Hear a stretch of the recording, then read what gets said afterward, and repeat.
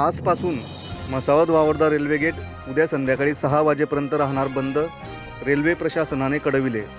जळगाव तालुक्यातील म्हसावद येथील रेल्वे रुळाचे काम सुरू असून काम प्रगतीपथावर आहे। त्यामुळे म्हसावद ते वावरदा रेल्वे गेट क्रमांक 144 हे आज 9 मार्च 2022 रोजी सकाळी 6 वाजेपासून उद्या 10 मार्च 2022 रोजी संध्याकाळी 6 वाजेपर्यंत सर्व प्रकारच्या वाहतुकीसाठी बंद राहणार आहे।